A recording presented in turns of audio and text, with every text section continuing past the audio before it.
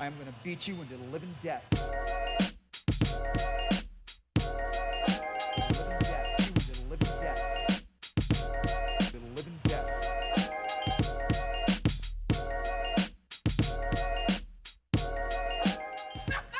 What's up, everybody? Welcome to the Walkout Network. It's your man, Ant Walker, here with the latest edition of the Living Death Show.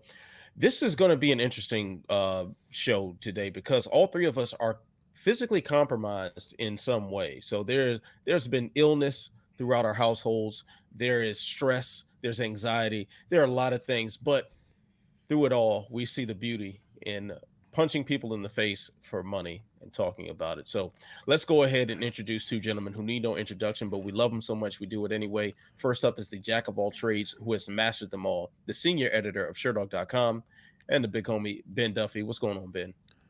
I'm doing well. I'm soldiering along bravely despite my many physical infirmities, and couldn't think of a better way to spend my Tuesday afternoon than chatting with you guys. Absolutely. And of course, the man who anchors the panel every week with the stats, the facts, the figures, and the numbers. He is the associate editor of SureDog.com, also my good friend, Jay Petrie. Jay, how you feeling today? I feel a surge of adrenaline right now. Just that rush of you know, you might be feeling, 40%. You might be going, oh, I'm not too great. And then boom, let's do this thing. So let's do this thing, boys. Stat of the week. Stat of the week is 3.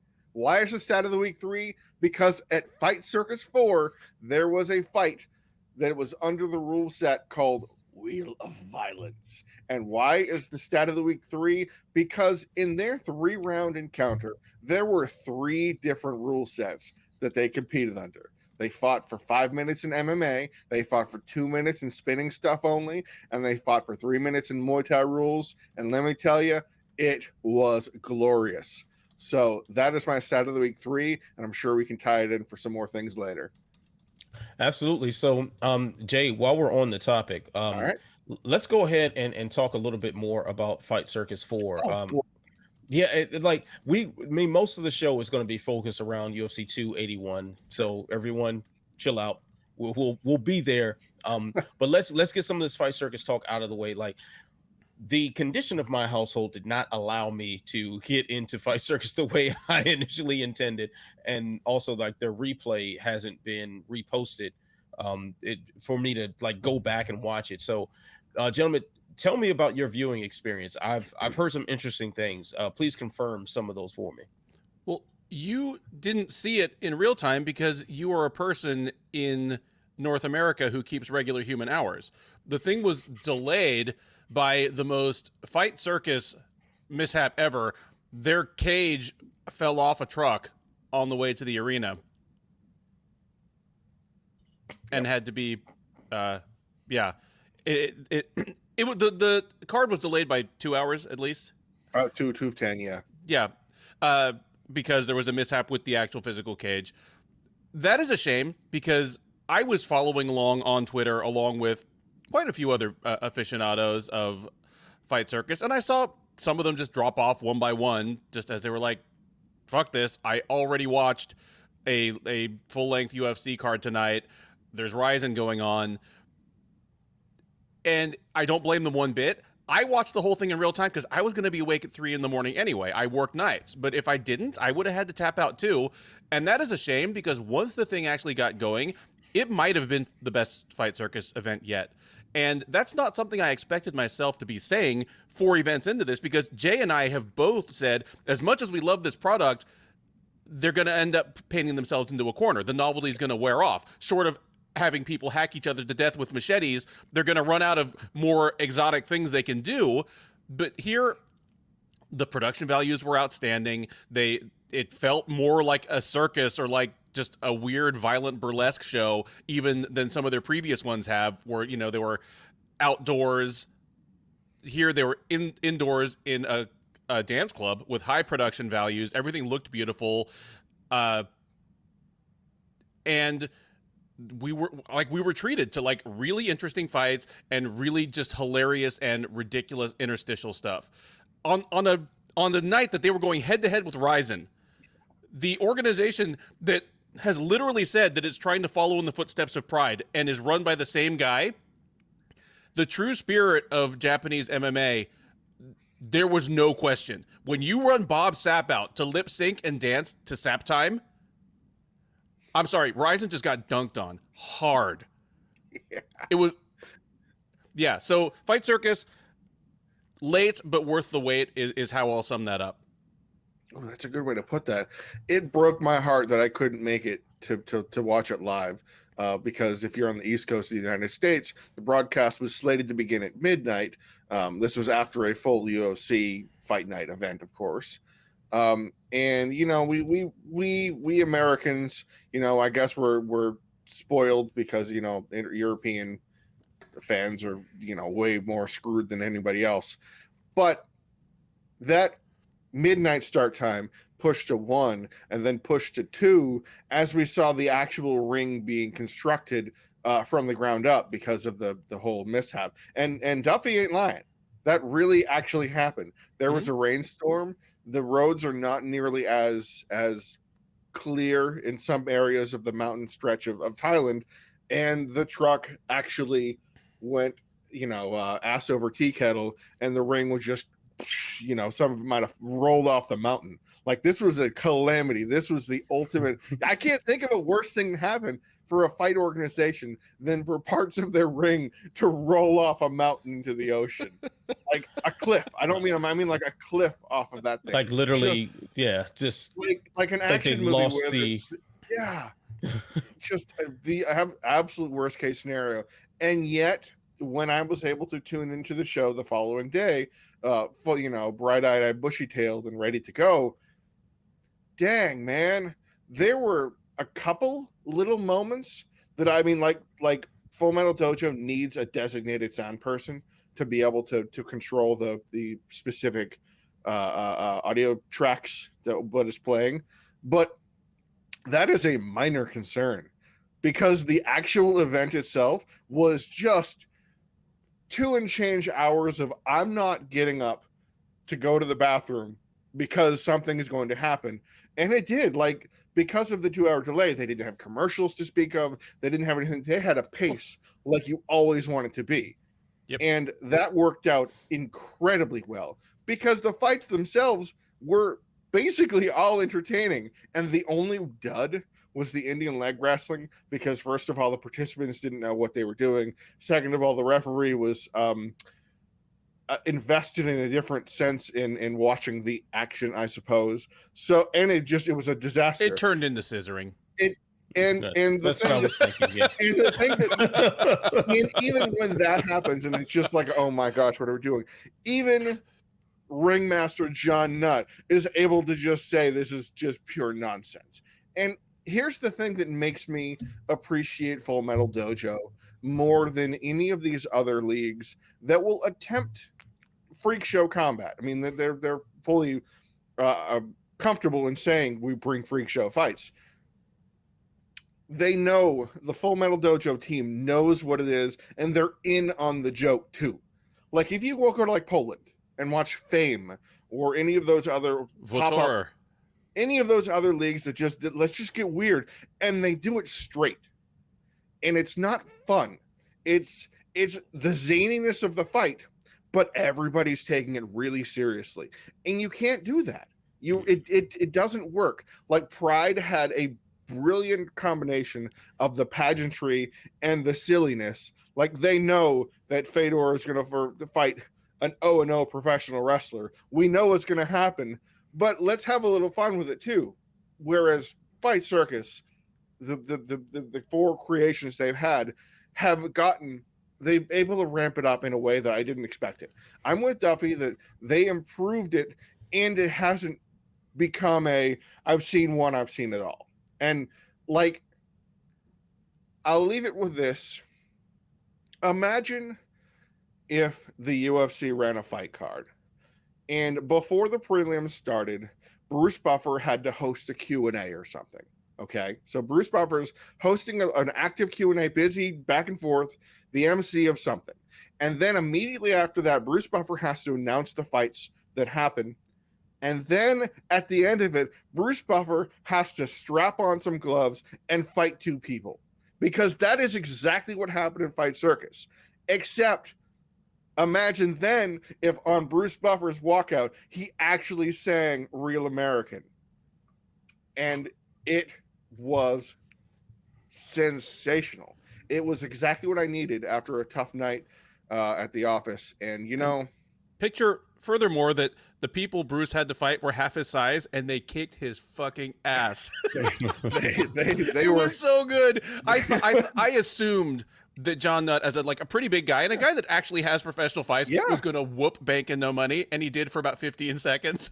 And they were smart, dude. One of them held him up, and the other guy started kicking him in the body. That's what they did. And I was like, "Oh, dude, John is fucked." And he didn't even take his shit off. Like he had like a tight fitting vest on his like dress shirt. They kicked his ass, dude. It was so he got funny. off a soccer kick that was this close to being a knockout soccer kick. Like a lot of people think, okay, this is the host of the show. He's been going for 5 hours in this whole nonsense. This is going to be a joke.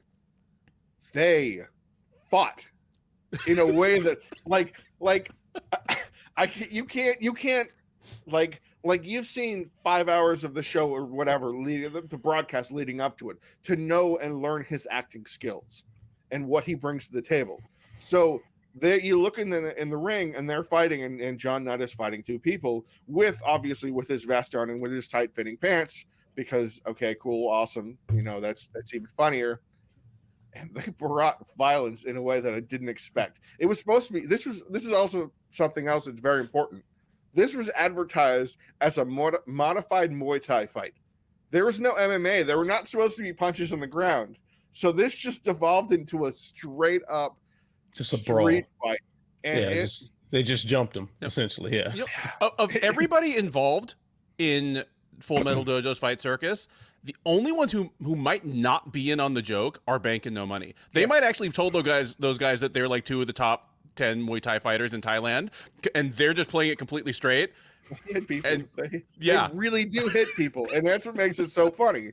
They're like, I seriously though, like TT Denman, the kid that is the kicking only kid, I don't think he's in on the joke too, because he beats the brakes off of people. He knocked out that Muay Thai kid because the guy he was supposed to fight had like a nasty staph infection, and so they brought in some kid from like a local Thai Muay Thai kid, that is a regional stadium fighter. He's got like 40, 50 fights so far, and they brought him in, so he's like a legitimate actual fighter.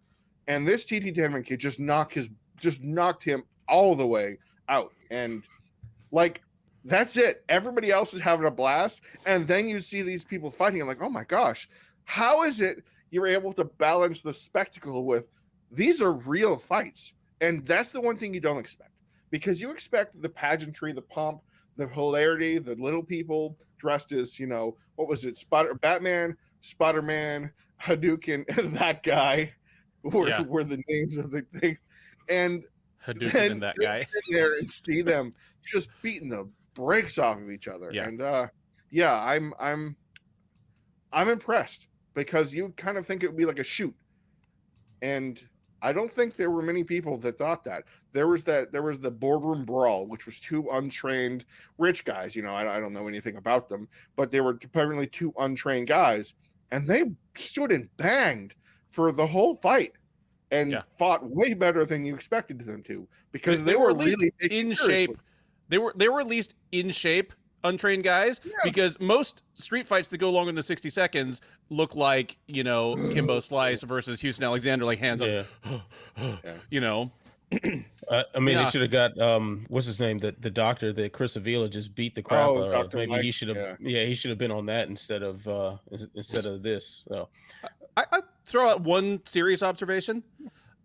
The Nong Rose fight is one of those things that makes me wonder whether Full Metal Dojo, in putting these things together, put a ton of thought into things or put no thought at all into them, and it just pans out beautifully, like Forrest Gump style lucky idiot thing. Because for those who don't know, Nong Rose is a trans woman.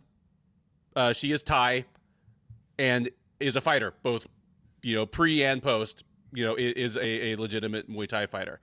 They had her in a fight, and they inverted the whole controversy in Western combat sports about trans athletes competing. and they pretended like they didn't know what they were doing. What they did was they had Nong Rose fight a biological man. You know, because of course, you know, the controversy that you will hear from combat sports fans in America and in a lot of Europe is, you know, well, a trans woman shouldn't be able to fight, you know, quote, natural women. It's an unfair advantage and all this and that. They had Nong Rose fight a man and just played it like, you know, we understand that this might be controversial and you know, and some Americans might think we shouldn't be doing this. But then they threw out into a real fight and she ended up losing bad. But I just thought the whole thing was just a brilliant tweaking of, you know, kind of a heavy topic. Just a perfect example of the idiot genius of Fight Circus. The only thing, I mean, I'm really looking forward to this replay actually being posted on Fight TV so I can check a lot of this out for myself. The one thing that I'm surprised about with the whole cage like falling off the back of the truck, I'm surprised that that even mattered and they didn't just hold the event anyway. Because they joked about that in the broadcast. Like they actually, they according to Teddy, who by the way, the play-by-play guy also lost his voice and was quite sick. So like, you can't, like, everything that you could say would go wrong and it went wrong, and yeah, they still toughed it out. And shout out to Luke Welling for all of the rest of it, because he was color commentary. He writes everything up, he drafts everything up, and just what they had said was they polled the fighters and said, okay, who is willing to fight without a ring? And I guess most of them were like, okay, but they, you know, safety and you know, that little thing. So I can't wait to watch this replay, and hopefully there won't be this delay between the replay being posted next time. So anyway, let's keep things pushing here, because the UFC, as you guys noted before, took place shortly before Fight Circus. Yeah, and I mean, we're going to keep this very brief because we really want to talk about UFC 281 here. So Amanda Lemos had herself a KO win over Marina Rodriguez in the main event. We had Neil Magny pick up a win as well. So a few things to talk about within here, but let's go ahead and give some love to the main event. Lemos's win over Rodriguez, do you think this breaks her into the championship conversation at the strawweight division? Yes. It would have been more of a dead certain thing if it had been Rodriguez beating Lemos, because that would have been 5 wins in a row for her. Her last loss was a close loss to your current sitting champ. It would have been very easy to say, okay, yeah, she's next. I still think it's the case for Lemos. For Lemos, it's only 2 fights since her last loss, and her last loss was a first round loss to Jessica Andrade. But you know what? Jessica Andrade ain't around, and Lemos has now won 6 of 7 since dropping to 115, 7 of 8, something like that. She's undefeated in the UFC since dropping to 115, except for that one loss to Jessica Andrade. She's been largely dominant in her other performances. And while I think we're probably going to talk about the actual stoppage, there's no question that she was handing a drubbing to the woman that otherwise would have been the easy next title challenger. And I'm ready for it, man. I mean, I feel like I've been talking about this for 2 or 3 years, how the UFC strawweight title has been around for now 8 years, and it's been handed around among the same 5 women. Not only have just 5 women handed the title around, but most of the title shots have come from other women there. They've had almost a complete round robin. In fact, now that Jessica Andrade is out of the division for the time being, they've made almost all the combinations they can, and I'm ready for some new faces to break in there. I mean, we had 2 35-year-old women duking it out for a title shot here that they don't have forever. So I'm excited to see Amanda Lemos versus the winner of Carla Esparza versus Weili Zhang this weekend. Lemos did exactly what she needed to do to break in. Like, that was the only, if she had just won a ho-hum decision, or even had it even been a good striking battle, but just win on the scorecards, and even if it was a 48-47, she won the fight. You know, there's no detractors and whatever. It probably wouldn't have done enough, but she went out there and did what nobody had done before. Like, Marina Rodriguez, her only loss was a close splitter to current champion Carla Esparza, and Lemos put her almost out. We're going to definitely have to talk about that. But she had her on, ice skates. She had her on all of the expressions you had, and that was exactly what you need, because now you can paint her as a new destroyer, which the division kind of needs, because you have the highlight reels of most of the other women to make it there. And Lemos had that. Of course she did. She's tied for the most finishes in divisional history right now with Rose and Andrade. But they weren't against necessarily the utmost. You have the cool knockout that she had of Montserrat Ruiz, where she was just kind of knocking her around, and you had the little beatdown of Lavinia Souza. But to go and have her just smash Marina Rodriguez, that's a statement. That's a highlight reel. That's a look who she did that to. Look who she's had. Look who Rodriguez has fought, and how nobody had done that. And Lemos gets through and does it. So that was the best possible outcome for her. And I joked about the boo before, but that's because Fight Circus 4 was infinitely more entertaining. But this card, in terms of sheer action potential, delivered about the best it could. Like, I think, like we've talked about this before many times about rating cards and how we feel about them before and after. And these fight night cards obviously have a hard cap, because the only 4 fighters ranked in the entire billing were the top 2 fights. But you kind of shrug your shoulders and go, cool, there's a new contender in town.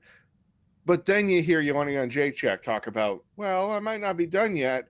And we go, okay, well, we know what's going to happen. If Joanna comes back, she will get a title shot. She gets the title shot. Now, here's the thing. I've actually kind of put this together in my head.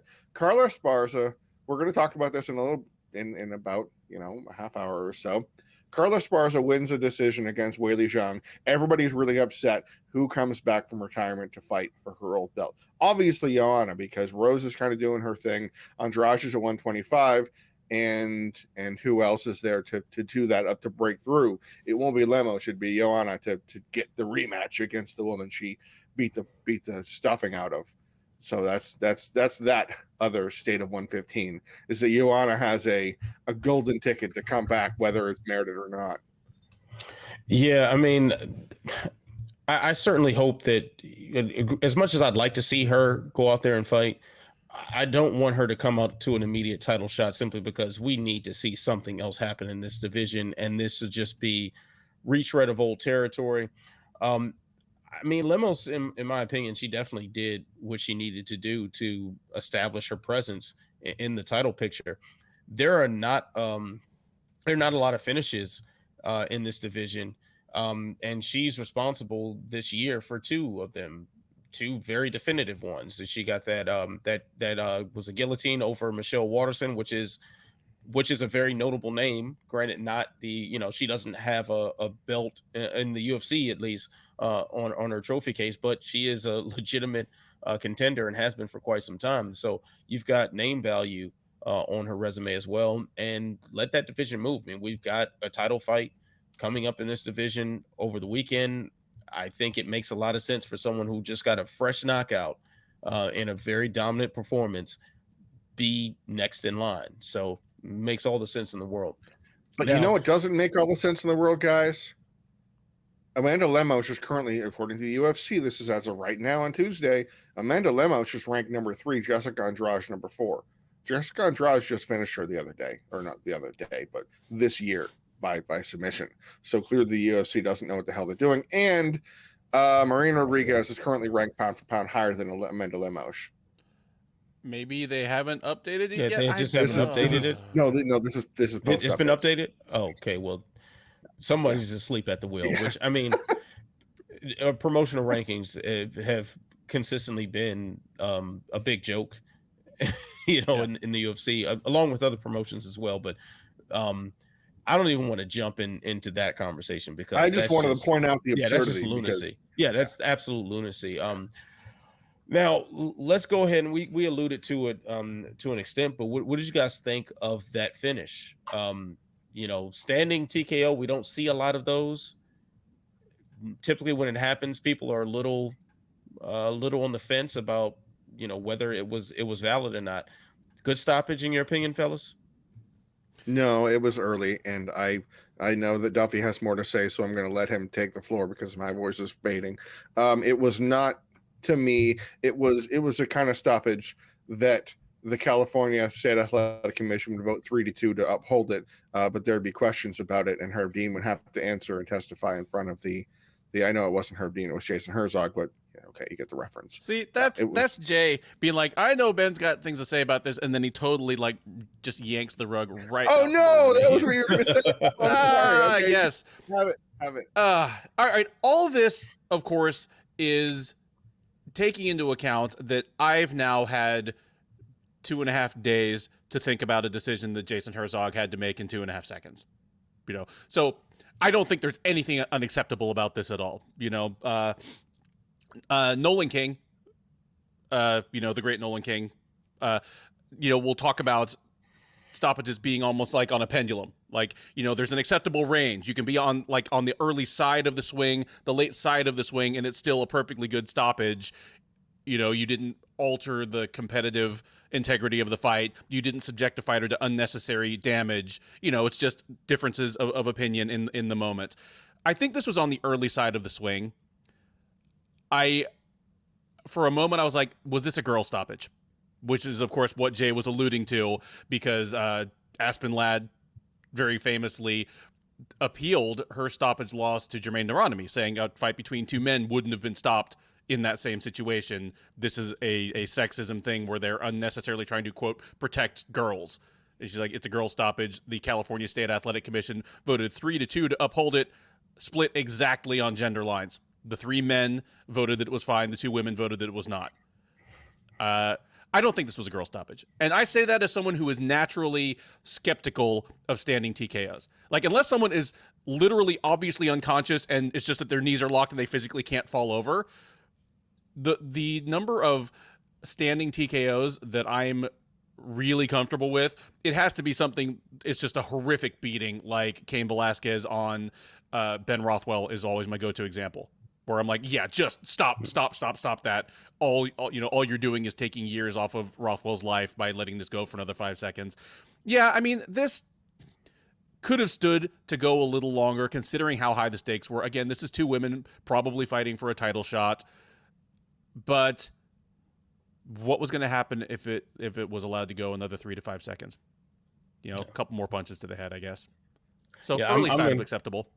I'm inclined to agree with you on this one, Ben. Like I have an opposite stance on the standing TKOs, and I think maybe that's because of my initial, combat sports experience being in boxing, and boxing is very, very common to see a standing TKO, and I think they need to happen more often in mixed martial arts. And this looked like sort of the perfect case. I wouldn't have been mad if Herzog let it continue a little bit longer. But that one shot that really, really rocked her, that when I always get nervous when I see the fighter who's getting hit just have the shock of that hard hit. When they take that hit and you see the look in their face change, and it's like that, like, oh shit. And and usually the arms will come out and they might turn away or something. Rodriguez was textbook, shock hit reaction. And that typically just sets you up for getting hit more. And that's exactly what was going on. Now, I do think the sequence that followed, Lemos wasn't the most accurate in her follow-ups, but, with Rodriguez, going up against the fence, it was only a matter of time before those shots started finding their target. I think that was a good stoppage. And I get the complaints about it because, of course, there is the factor that you can't ignore the fact that girl stoppages do exist in mixed martial arts, and that we're not used to seeing standing TKOs. When you can take a fight to the ground, that's always an option for someone. We've seen plenty of people get hit and then fall to their back and find a submission or stall for position to recover and get themselves back together. So we kind of always expect that to be a possibility. It wasn't the case this time. Rodriguez was hurt. She was very hurt. And quite frankly, by the time she got herself together, I think she would have taken a lot of unnecessary punishment against that cage. So I think that was a great stoppage from Herzog. The rule, we were obviously taught this at the ABC conference for ref and judge training, is that a TKO is when a fighter is no longer intelligently defending themselves, and a KO is when a fighter cannot defend themselves, so like knocked out or what have you. So when those situations arise, especially the standing TKO, the ref has to discern the eyes of the fighter, the body language, the movement. And there were some things. I mean, Jason Herzog is I mean, if he's not top 3, you know, I don't he's know. top. I don't know what we're doing. If he's not number 1, he's top 3. Exactly. That's what I'm trying to say. Yeah. And so it isn't to take away from him, because there was that moment where she turned away, where she turned before she wound up towards the fence. And that is a very specific tell, a physical surrender type of thing that we were told to watch out for when these kind of stoppages are going to arise. So it might just be the just bleeder in me.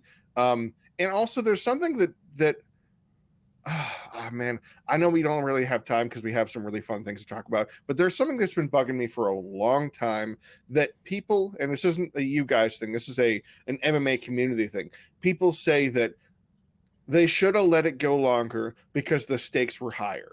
You hear that, you know, this is a championship fight. You can't step in now. Should that matter? It shouldn't matter, because obviously everything is about fighter safety, as we know from the courses. But there does seem to be kind of that deference, at least, you know, conventional wisdom wise, that if it's a title fight, if it's a main event, that there should be more deference to the defending fighter. Is that wrong? I agree with that mentality. I do as well, and it's not.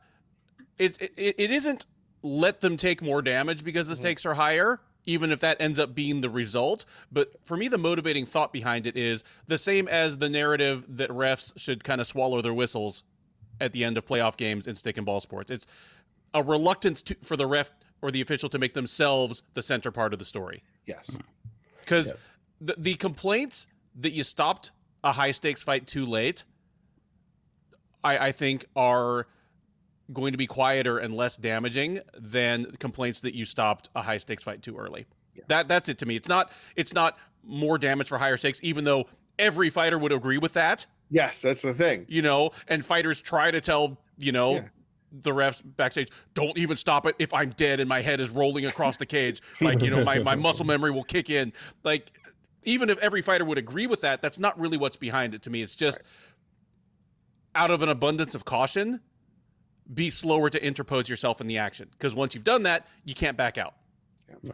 You can always wait 2 more seconds. You can't unwait if you already jumped in. Yeah.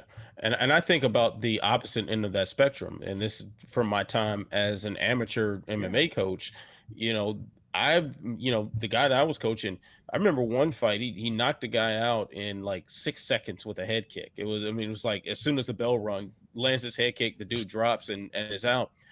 He wakes up as like I want to say as his knees hit the floor, he woke up.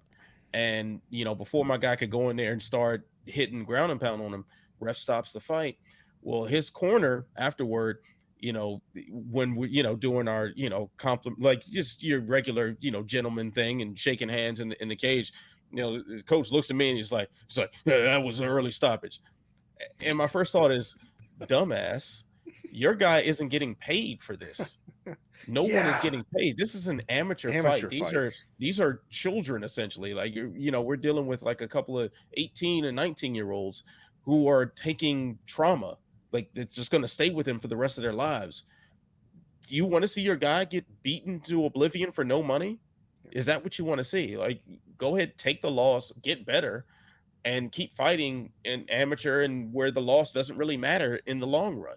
So so if I'm going to think like that, I've got to think of the opposite end of the spectrum, that if it were my guy who gets hit and he wakes up, you know, before it happens, and this is a title on the line, and this is a paid title, and if he wins, then he gets double the amount of money that he was supposed to, and pay-per-view points and everything else that comes with it. then I've got to keep that same energy. Then I wanted to play out a little more in its natural form without a third party intervening when it wasn't necessary. So that's where I stand on that one, Jay. I like that. The segment I was going to use last week for my I'm Not Surprised, then I totally blanked and then talked about Anderson Silva being gracious. What I actually want to talk about was during that Paul versus Silva event. This is relevant to what we're talking about now because it was the third to last fight. It was Alejandro Santiago, Antonio Nieves. It was a 7th round. It was I forget what weight, what doesn't matter. It was a boxing match, goes to the 7th round, fighters losing, not really, you can tell that, it's only going to get worse from here. And the corner comes in for Nieves and stops the fight. And then the fighter obviously is protesting. And the corner says to him, I got to live with you for the rest of your life, not just these 2 rounds. And that stuck with me. Dude, put that on a fucking t-shirt and put it framed in the wall of every gym. Yeah, that's it can't be said any better than that. Yeah. All right, gentlemen. So let's keep things pushing here. Another interesting occurrence to leave the Apex Center Saturday night. We have a fight that's under investigation now. It was a first round stoppage favoring, excuse my pronunciation. This is probably going to be a rough one for me. Sheymon Shayilan. Just call him Shayilan. That's all they call him. Yeah. Okay. Shayilan. All right. Shayilan, first round finish over Darrick Minner. Because it's 2 N's. Yes, not Harold Miner like the field basketball player. So Baby Jordan. Baby Jordan reference. Yeah, you remember Baby Jordan. Yeah. All right, so Darrick Minner loses by TKO in the first round to Shayilan. Now this is under investigation. Minner very clearly was compromised very, very early on. He threw a kick and didn't come down right. Tried to throw that kick again, made it worse, and proceeded to just get the tar beaten out of him until the ref mercifully stopped it. Was there something wrong with what happened here? We saw the betting lines move quite significantly before the opening bell. Does it mean that we have corruption or just something that went horribly wrong here before the fight? I'm happy to go. Please. Yeah, there was definite. I don't want to get into like actual slander and proclaiming things that I can't prove, but there's something obviously wrong here. Yeah. For the line to move from like minus 210 to minus 360 after the card already started, like within an hour of when the fight started, for this type of fight is weird. The only reasonable explanations are word got out directly to bookmakers that Minner was going to fight with a serious injury, or that word got out to bettors and the lines moved in response to a ton of money coming in on Shayilan. The fact that the under 1.5 rounds, like all the unders, like went through the roof as well, is another indicator. This is a bad look. And we talked about this just 2 or 3 weeks ago after the whole TJ Dillashaw thing, where the main problem is that the UFC so obviously and patently wants you to bet on their product, preferably through their preferred betting partner, but some way or another, they want you to bet on these fights. And things are happening in the cage that undermine confidence in the product that's going out there. And I said before with the Dillashaw thing that this is just, it's only a difference of degree between this and an actual fixed fight. When you knowingly put a fight out in the cage where one fighter is going to be completely incapable of fighting up to their actual potential. Add to that the fact that Minner is a member of a team run by a guy who might as well be on the poster for the UFC's new policy that its roster members cannot bet on UFC fights, in a guy in James Krause, who openly and proudly espoused betting on UFC fights, who ran a Discord channel talking about them, who was in a little bit of a scheme where he was, wanted to take people's betting money and make bets on their behalf. And it just looks shady as hell. And this is a case where, yeah, actual wrongdoing would be a terrible thing, but considering that what the UFC is trading on is public trust here, even the appearance of wrongdoing is almost as bad. And this is twice in a month now that we've had an obviously compromised product where there's no competitive integrity go out there and be open for betting. I mean, do we not remember it's within the last year that that some sports books just basically shut the doors on PFL? Yeah, there's a lot to unpack here, and the thing is, we can't really be sure where the cracks in the foundation lie, because it is very plausible that someone on Minner's team, decided to go ahead place some money or spread word, potentially for a bribe or anything like that, in order for these lines to move the way that they did, and push this action. Then also too, think about just the way the UFC has their backstage setup. We've been behind the scenes at many MMA events. Hey buddy, can we keep it quiet? Thank you, buddy. So like they'll have all the blue or all the red corner in one big locker room, and everyone's warming up and doing what they're doing. How possible is it that someone in that locker room, unrelated to Minner or his team, sees that and word gets out? Especially that this took place after the event started. Says a lot. He could have been back there trying to warm up, hit pads, and realize, oh, this guy's limping around. He's not throwing any kicks. Something is up. Yeah, he's probably not going to last the full fight. That's very plausible. Or he is throwing the exact kick that's going to make him unable to perform within 10 seconds. Twice. There's a difference between, wow, he's losing this fight, and weirdly he's never kicked anything with that left foot. But no, that would be him injured and actually trying to win the fight. But no, he went out and did the exact thing that ended this fight within the first round. That's what makes it even worse. Yeah. There's no.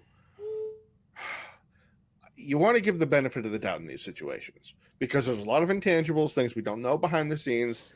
But then there are allegations. This is according to Reddit right now. Reddit, that apparently there are people in the Reddit MMA that are part of the Discord channel that Duffy mentioned, which is a pay to play. You have to spend, I think it's like $50 to access this Discord, that allegedly news of the injury did get out on that private Discord channel prior to the fight happening. This is all according, so who knows if it's accurate or not, but it wasn't, we have heard well enough from the community that people were in the know.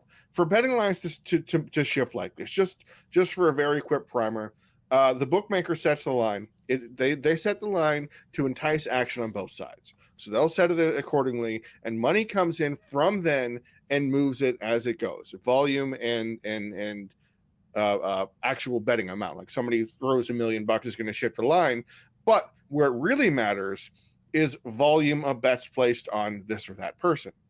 Now, for the line to shift the way it did, obviously this is a former preliminary fight that was moved to the main card on that day because Parisian versus Chase Sherman was canceled. So this was originally a prelim fight, so there probably wasn't a lot of action on it to begin with. There's just only so many people that throw money on prelim fights, or so many people that write up betting columns about dumb fights on prelims that don't go the right way. So the action wasn't a great deal, but for it to jump from 210, 220 to 370 in the span of 90 minutes before the fight, there's just no reasonable explanation. And I've said this, and Duffy said, I think exactly the same thing. That is correct. That you cannot actually logically go, independent bettors around the world place bets on multiple different sports books all in favor of this fighter, all in favor for this fighter to win in a certain fashion. Many of them for him to win by knockout, many others for Minner-Shayilan to win by first round knockout. These were all lines that went up, and for Shayilan to become more heavily favored. Like this, we don't know who, but here's the thing. This was brought to the attention. The books themselves saw this really suspicious activity on multiple. This is multiple books they get. We don't know actually which ones. It's like DraftKings or FanDuel. We don't know which ones, but that isn't as important as the fact that they contacted U.S. Integrity. U.S. Integrity is probably, I would say, the leading Las Vegas bookmaker, analytical kind of following. They're an independent organization. So they're, private company, but they work with regulators, they work with sports books, and they work with the commissions to find out if there's been any wrongdoing, if there's been any, trends that are going the wrong way, what have you. So this is a big deal for U.S. Integrity getting involved in a former prelim fight because of something that went on, because the books alerted into this activity. This is not a good thing for the UFC. This is not a good thing for the parties involved. Like, we don't know who is involved. I can't point to we can say, we can speculate and we can talk about, who's coach or whatever, but we can't, pinpoint anything, and anything like that would be irresponsible. But we are way beyond the appearance of impropriety here. Like this is the odds on this being an accident are astronomical. Like I'd like to see the betting odds on that, on this Yeah. being a total accident. They're or just a about, coincidence. give or take, they're higher than Kayla Harrison fighting Tamiris Vidal. So, I mean, it's definitely. I want to say the last time that I can clearly remember this happening, there was a fight in Bang UFC versus fight in- Kuntz. Yes. And they found something really wrong, and to my understanding, someone's sitting in jail as a result. So, He took money to throw the fight, didn't throw the fight.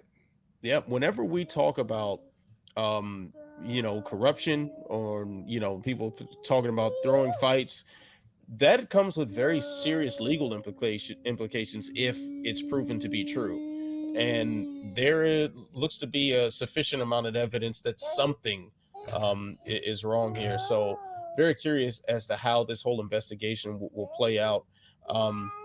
But gentlemen, I think it's time for us to finally just get to it. Well, let's talk about Neil Magny first. He had a significant win on the card as well. So he picked up now the record for the most wins in welterweight, dethroning George St. Pierre. I think he also picked up fourth for takedowns in the welterweight division all time, passing Kamaru Usman. Is Neil Magny among the best fighters to never fight for a UFC title, in your opinion, fellas?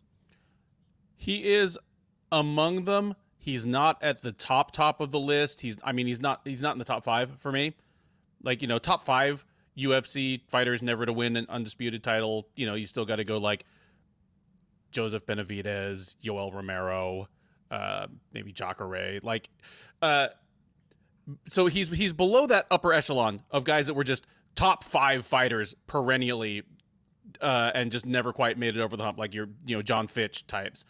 He is above the Jim Miller types, where he's launching an assault on the record books based largely on longevity.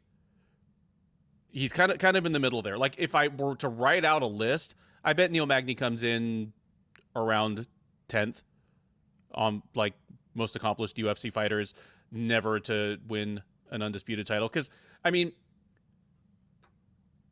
he's been a very good fighter for a very long time. He's never been an easy out. You look at his UFC, I think he has like 6 or 7 losses in the UFC right now, and they're all either to the best of the best fighters or people that were just specifically a very bad style matchup for him in one way or another. Because he's the classic jack of all trades, maybe master of none. So somebody that had markedly superior hand speed and power. A Lorenz Larkin or a Santiago Ponzinibbio could catch him.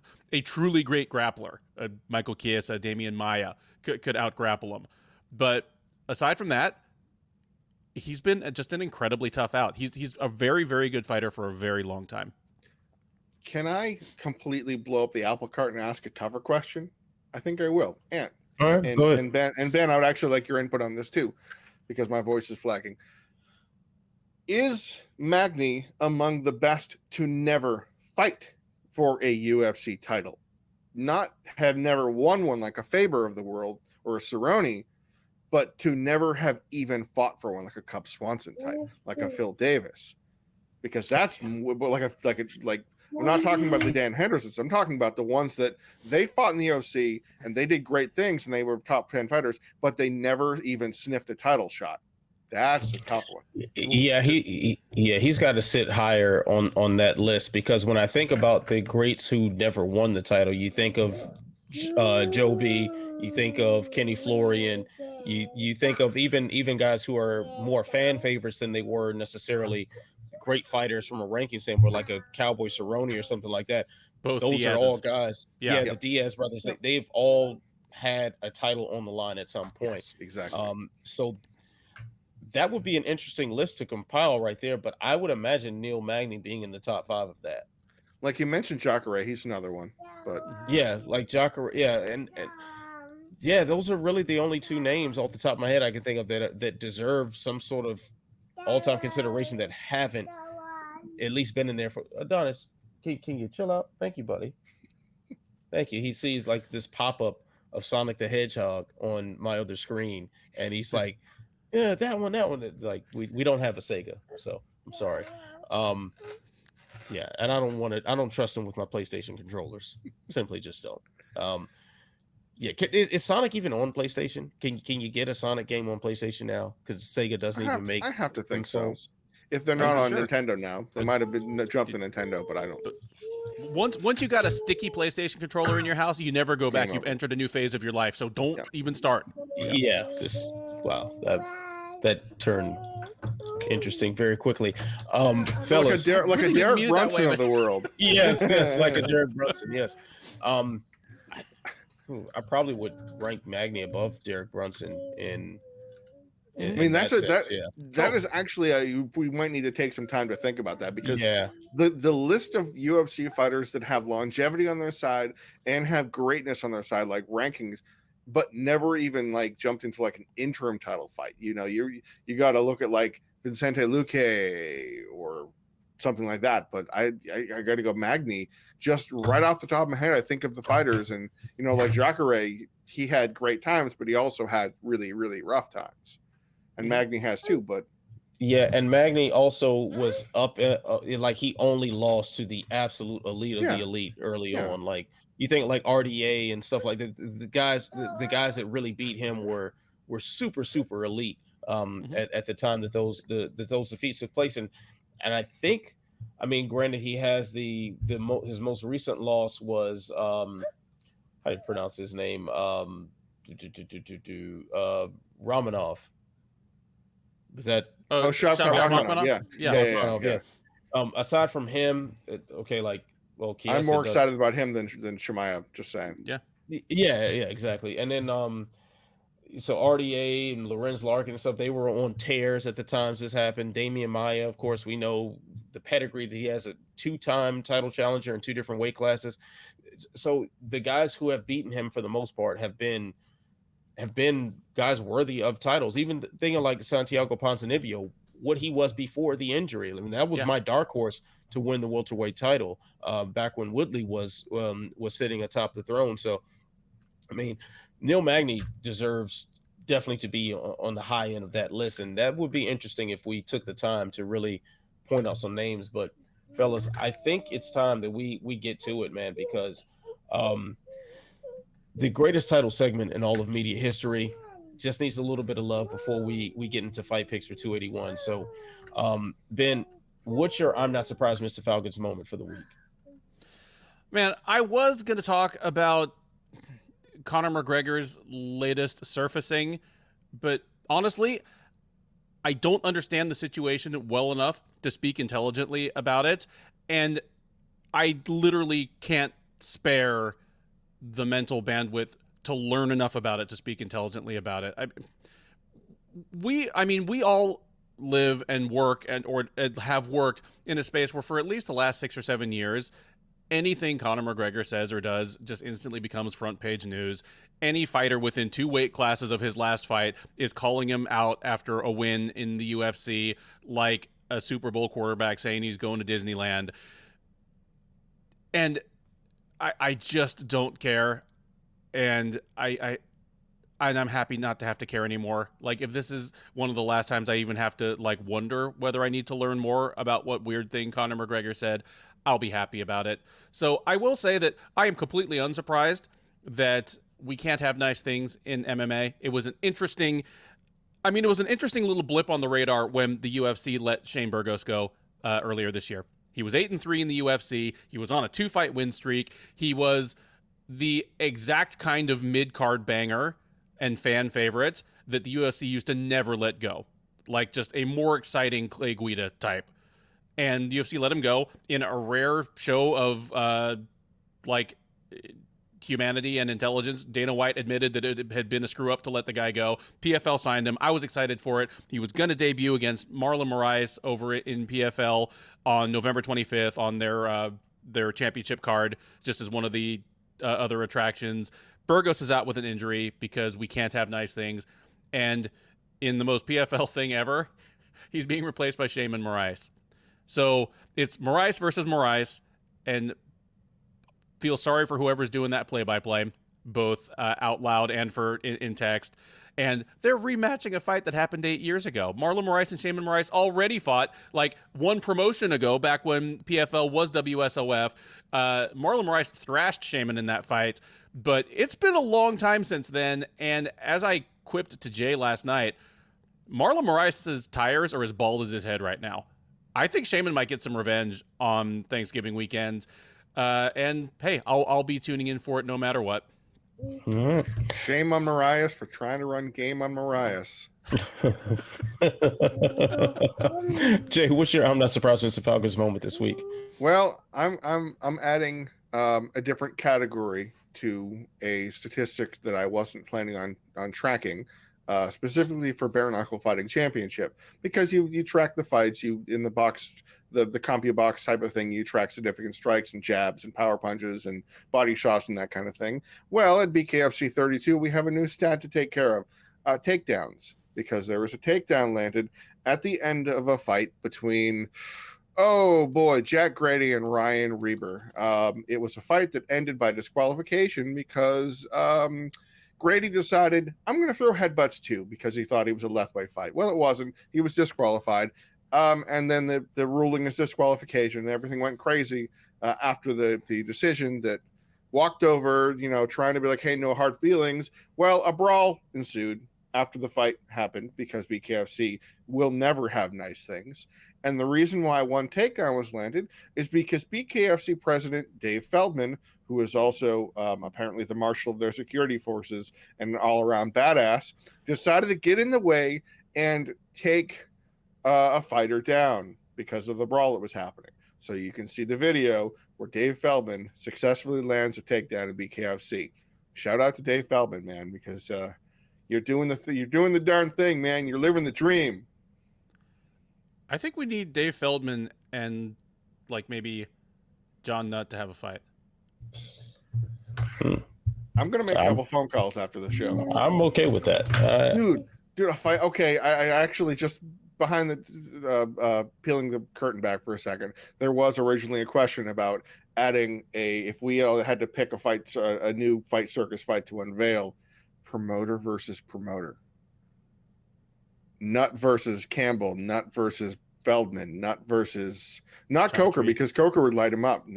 Nutt versus Chatri. They're not far away from each other. Cepho can't be in this either. No. Because he'll absolutely slaughter someone.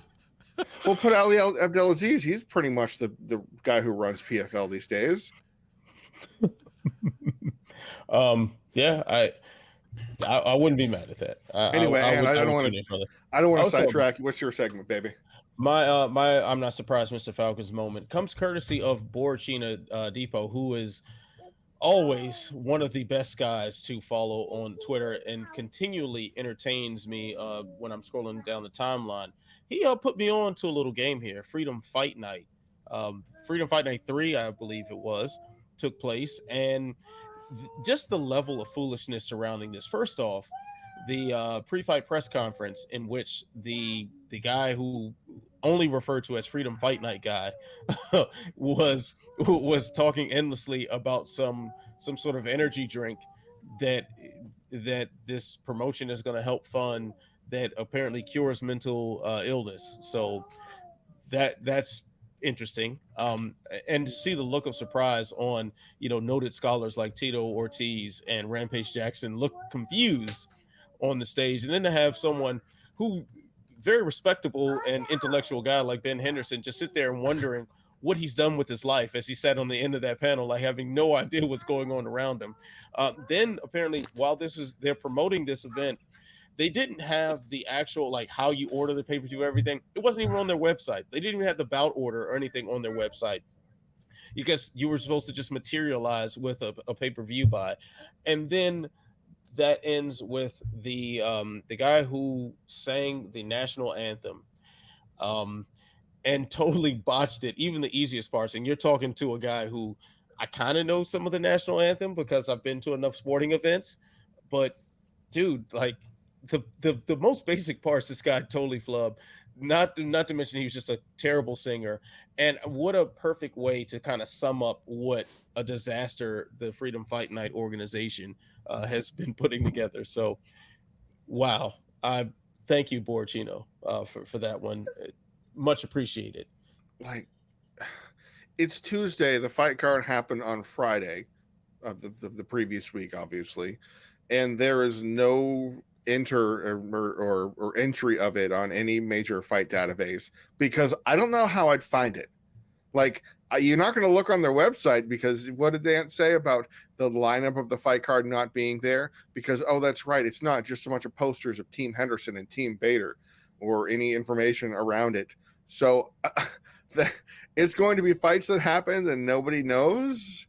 I don't know. I don't know what the heck they're doing. And yeah, may God have mercy on their souls. Yeah, what an absolute joke. But I'll keep laughing. So let's keep things pushing here. UFC 281 taking place from Madison Square Garden on Saturday evening. Huge card. A lot of big names on this card. And just off the top, because there are a lot of interesting matchups, a lot of names that we know on this. How many potential main events, and this includes like the rank and file fight night events, how many potential main events do you see when you look at the order of these bouts? I like that could headline a fight night 7. And the Poirier Chandler fight, if they really wanted it to headline a pay-per-view, they could make it for an interim title. So there's at least 3 that could headline a pay-per-view. There are like 7 that could headline a fight night. I'm going to say 8, because if you put Molly McCann, Aaron Blanchfield on, Molly McCann thrower in Liverpool, you could headline that thing. I'm sorry. I just finished recording the Sherdog preview for this last night, and my co-host Keith went on his usual rant about this. Why would you ever do anything with Molly McCann other than give her winnable fights in England right now? I have absolutely no idea. Why would you have her in a terrible mismatch in New York City against a woman from the tri-state area? Yeah. Like, why would you do that? Like, Molly McCann is a good fighter who's doing surprisingly well, but is one of its biggest organic breakout stars of the last year or two. Why would you do anything other than ride that train for as long as you can? Because it makes too much sense. Here's my only idea. Blanchfield's style is bread and butter, Molly McCann's not a dynamic finisher at all. Just recently she became one. So Blanchfield, home-ish, because she's from Jersey or something like that. She's from Jersey. Yeah, okay, she's from Jersey. Get the home win over a star who usually gets that treatment. Like this is the kind of fight that Molly McCann would get in England against a woman that she's probably supposed to beat. And Blanchfield is getting that treatment for Molly McCann. Molly McCann's a good fighter, but this is going to be the kind of situation that unfolds. like Tyler Santos, like Lara Procopio. I think even like Jillian Robertson almost. So yeah. Anyway, yeah, that's tough. That's tough. Yeah, they definitely stacked this card with some notable names here. So, I mean, I do have to ask you guys a question. It's a age-old question whenever we come to these sort of fight cards. Dustin Poirier, Michael Chandler, a very, very important contest at lightweight for multiple reasons. Ben, who you got? I got Dustin Poirier. Michael Chandler has an obvious route to victory. For a guy who's 36, he is still shockingly explosive. He is still a very, very good takedown artist, and he is, unlike many wrestlers in their late 30s, he is still willing to use it. If he were to do that against Poirier, whose takedown defense remains his one Achilles heel, he could win this fight, and he could probably win it in pretty straightforward fashion. I don't think he's going to do it. Chandler has too much of the dog in him. There's something in Chandler that just wants to bite down on the mouth guard and swing. And if he does that with Poirier, who is bigger, hits just as hard with more weapons on the feet, Chandler's going to get knocked out. Poirier has been susceptible to getting knocked out over the course of his career by people who can hit him hard enough once, going back as far as Michael Johnson, Conor McGregor. But as he's come along, his chin hasn't noticeably degraded. Chandler has been susceptible to getting caught, and he's been in some wars, and I'm starting to worry about his chin. That all adds up to a KO for Poirier in the first 2 rounds for me. Jay, who you got? I feel like the UFC is doing itself a disservice. I understand because they have 2 title fights ahead of it. But if you're going to make Leon Edwards versus Nate Diaz a 5-round non-title, just smack in the middle of a fight card because we want it to be a 5-round fight, why on earth wouldn't you make Poirier versus Chandler a 5-rounder?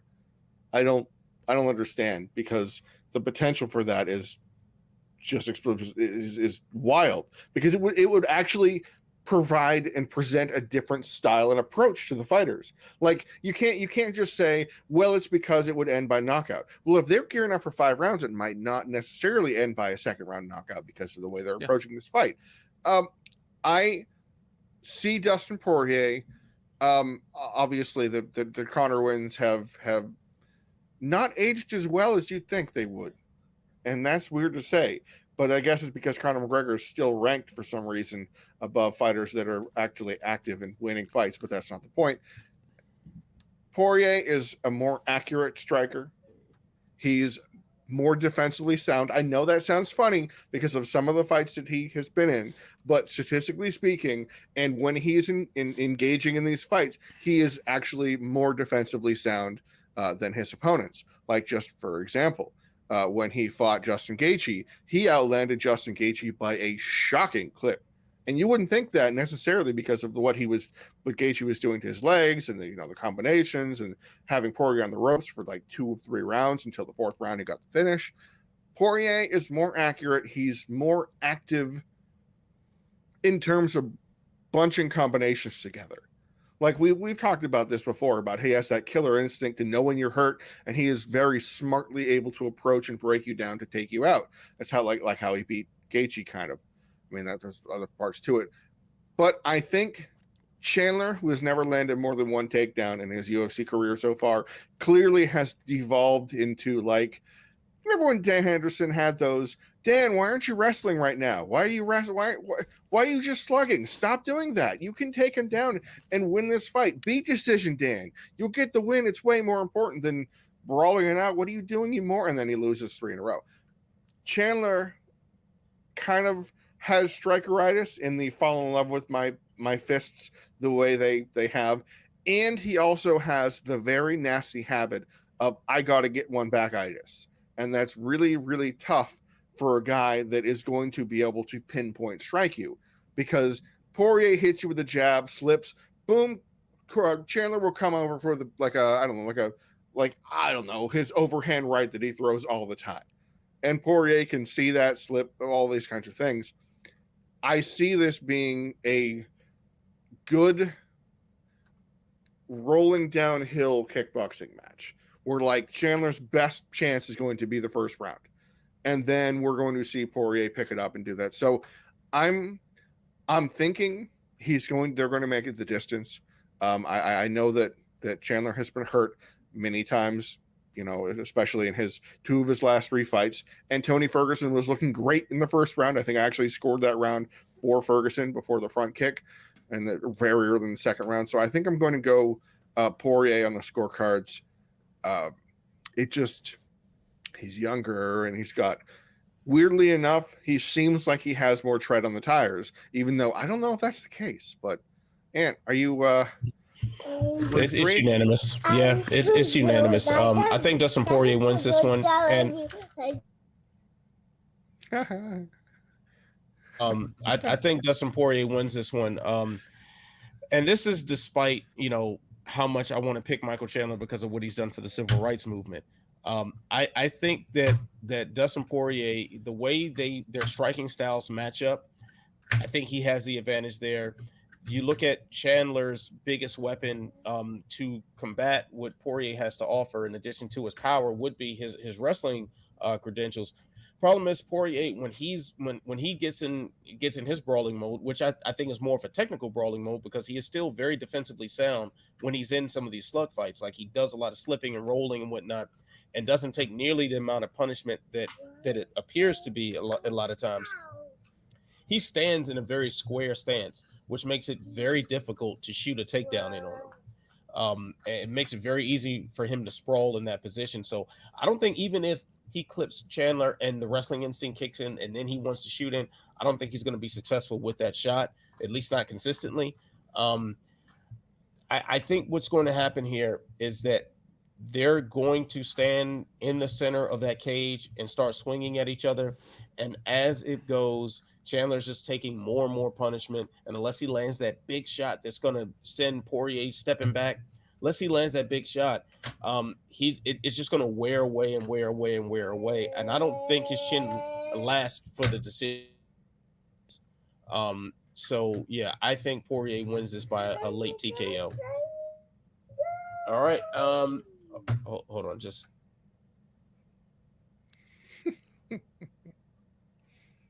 we need a 4th member of the panel to discuss we the got options one. We got one, whether we need it or not. Yeah, no kidding. All right, fellas. So next up on the list is the strawweight title between the first and now again champion Carla Esparza. She takes on another former champion in Weili Zhang. Jay, who you got?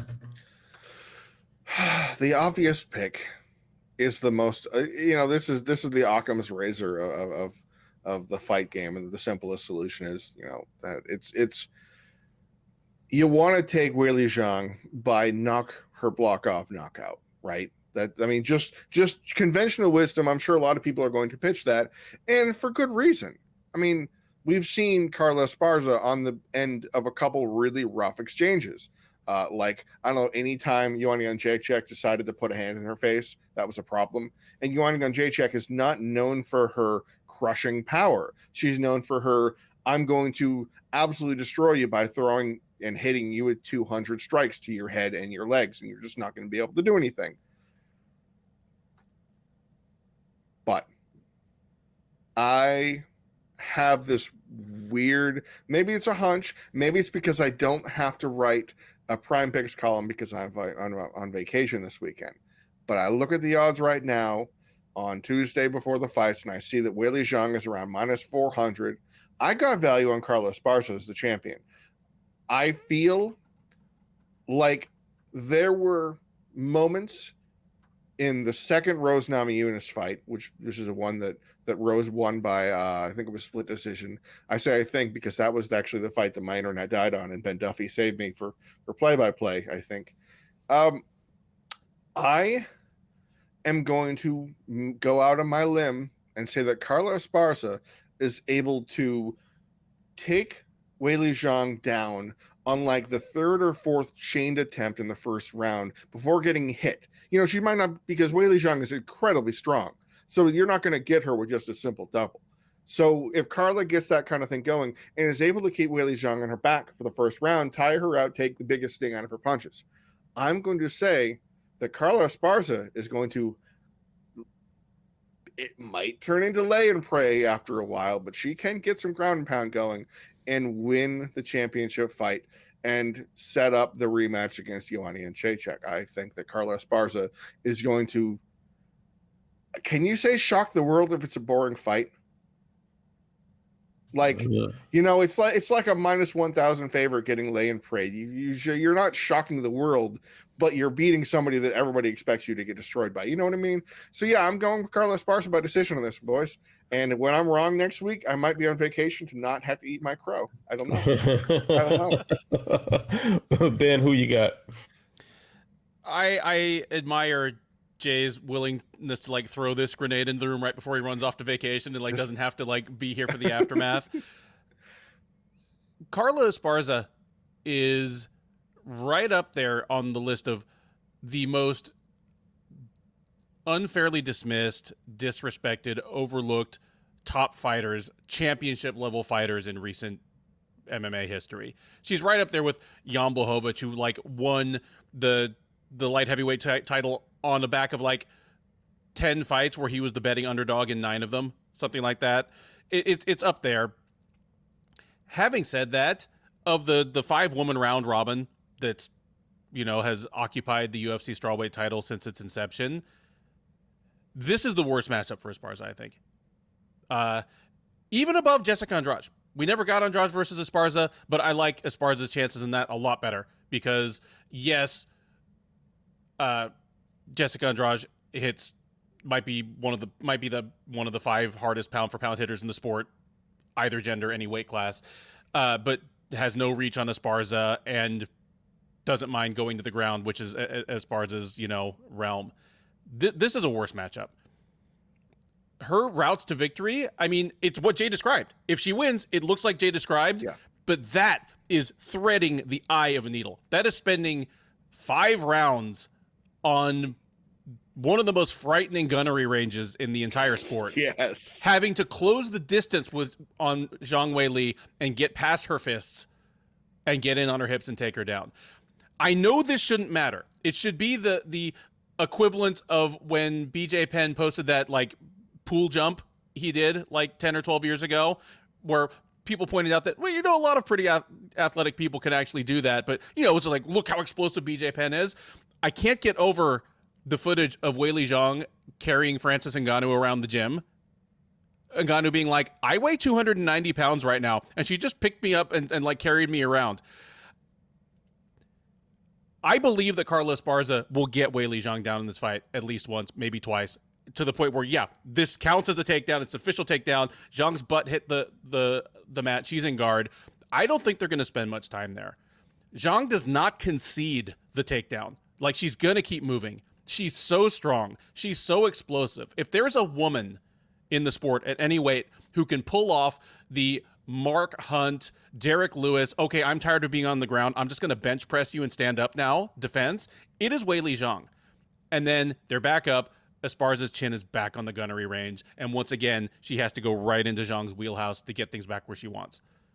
I see 2 likely outcomes here. Either Esparza gets discouraged looking for the takedown and just consigns herself to being kind of pot-shotted from medium range for 5 rounds, or she sells out for the takedown and she ends up much like people who have to, you know, keep closing the distance with Esparza or with Zhang, unrecognizable to her loved ones. And I think that's the more likely one. Give me Zhang by a knockout in the middle rounds.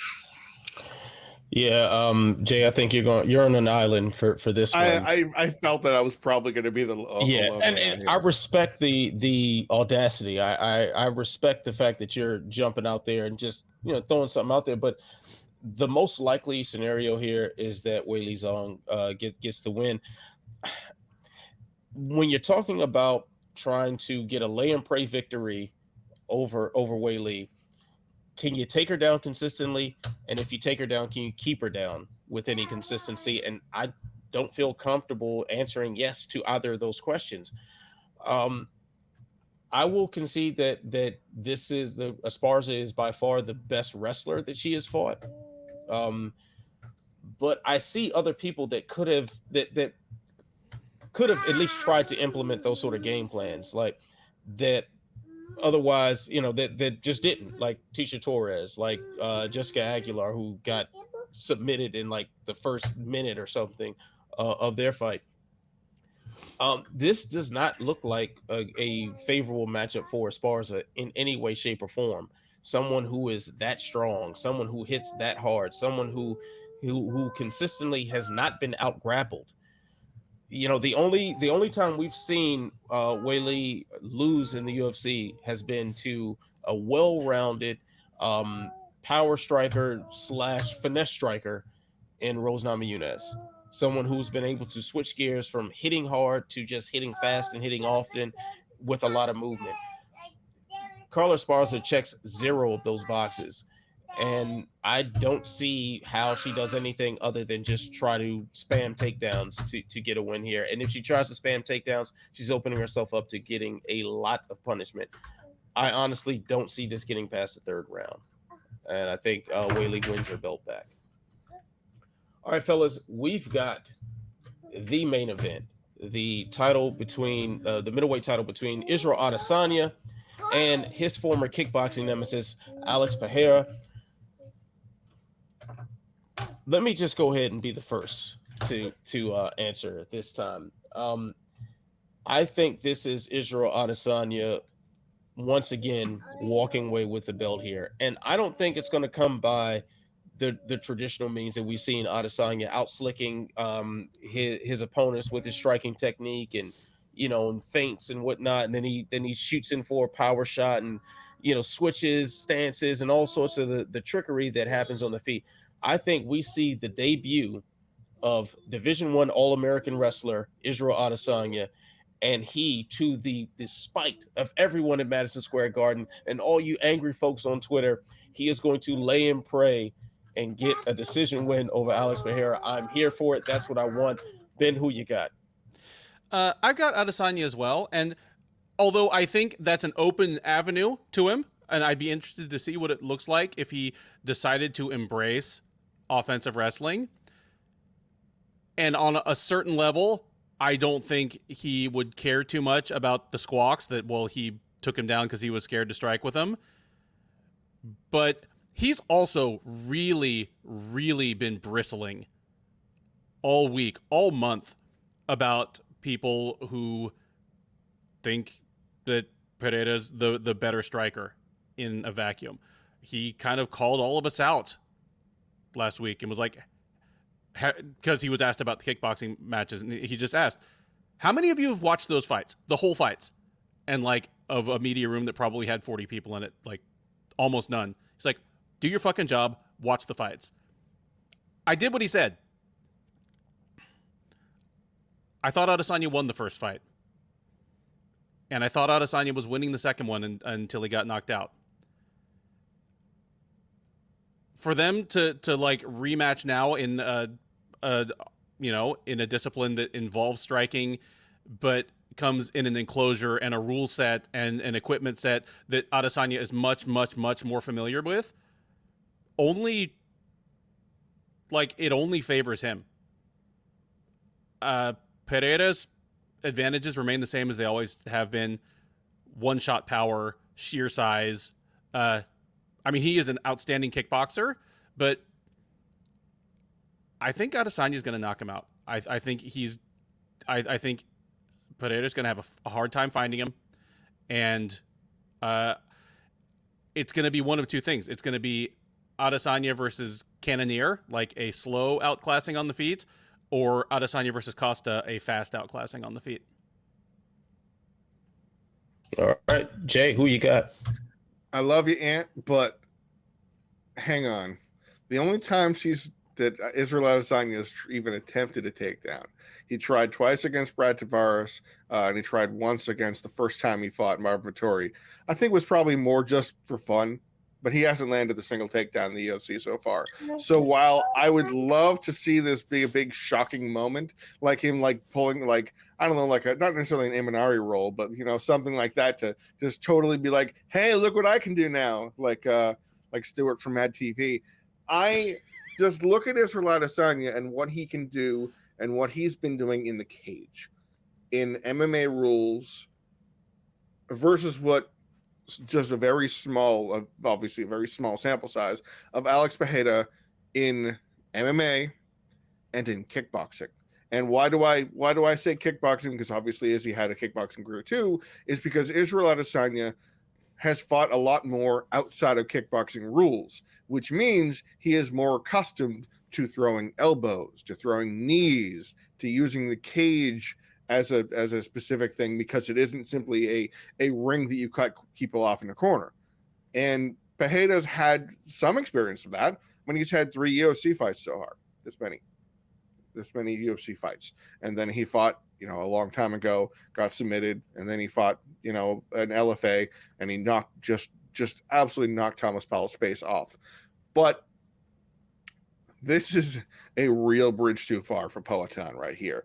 And you can look at the kickboxing and their 2 matches before and be like, oh yeah, that Pereira won those fights.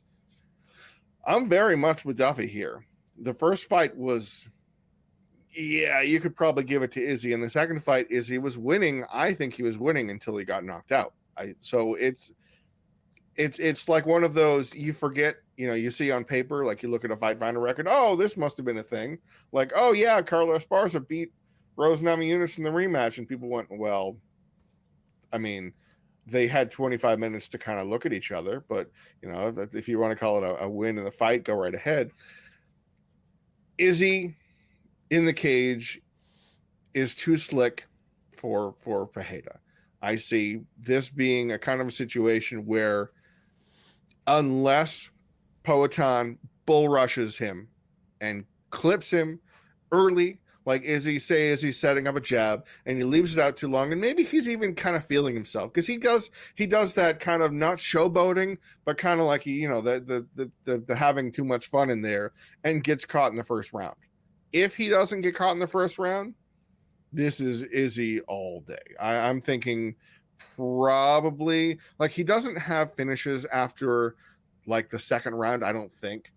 So I'm probably going to lean towards like a Costa type of, it's a statement kind of knockout. I'm thinking that Izzy by second round finish will probably be in the cards. But don't be surprised. And I had the bold prediction for the Leon Edwards-Kamaru Usman fight that Edwards would be the first person to take Usman down. I claimed that, but I didn't claim that Edwards was going to win that fight, and he did take him down. So I'm not sleeping on what you're saying, Ant, about hitting the takedowns and or looking for a submission, like I have my blue belt kind of thing. I mean, he almost had He's got a purple belt now, I think. I mean, the opportunity just seems too wide open for someone who thinks like Adesanya. Like, this is a guy who despite everyone wanting to see this slugfest between him and Romero, played it safe, did the appropriate thing and eked out that win. This is the perfect scenario for him to do something like that, and it also would be the ultimate way to antagonize someone that he does not like. Yeah. How angry would Pereira be if that first round starts and Izzy shot in for a takedown, got him flat on his back, beat him up a little bit, I was talking to him, positioned him, yeah, and then maybe that even opens up the striking even more so, because Pereira had trouble defending takedowns in, what was it, his first UFC fight? Bruno Silva, the second one. Yeah, Bruno Silva, second one, yeah. So he got taken down in that.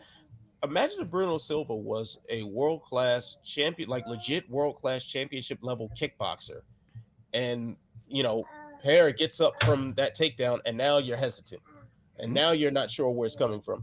It is very possible that Adesanya spends the first round essentially riding him for time, slapping him around, calling him things, and whispering sweet nothings in his ear, try to add him to the same harem that currently houses Paulo Costa.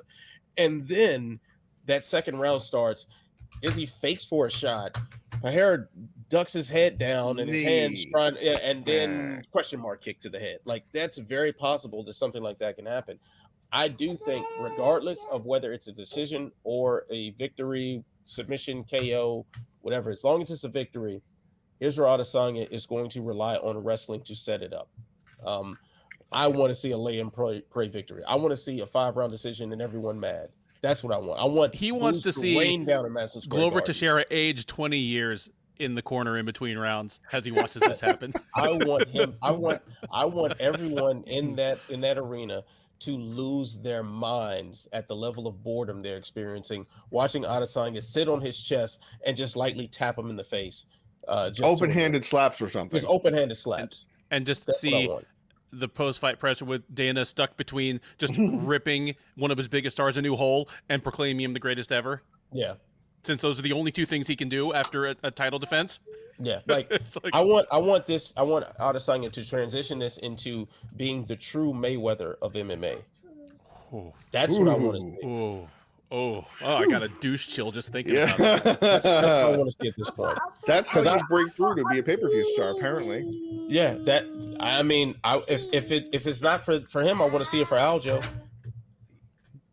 That's what I got to see. I need to see the true Mayweather of MMA emerge, and I think Adesanya can do it if he takes the most boring, enraging way to snatch a victory which shouldn't be difficult for him at all, despite the hype behind this. I watched those kickboxing matches as well. Israel Adesanya is by far the better kickboxer, and he's damn sure the better MMA fighter. So this should be a walk in the park for him either way. As long as he doesn't think it's a walk in the park and he takes it seriously, which I'm sure he is. So, all right, gentlemen. I think that's going to do it for this edition of the Living Death Show. Follow along sherdog.com for Ben's updates. Jay is off this week, so this is all on Ben Duffy's shoulders. I'll have something for you guys next week that I'll share on air. But yeah, so. Yes. So, gentlemen, that will do it. Remember to like, subscribe, share, tell a friend to tell a friend to tell 10 more friends. Stay beautiful. Stay positive. Please find babysitters for your toddlers instead of having them sit on your lap while you're recording podcasts. And stay sexy. I'll see you when I see you. Peace.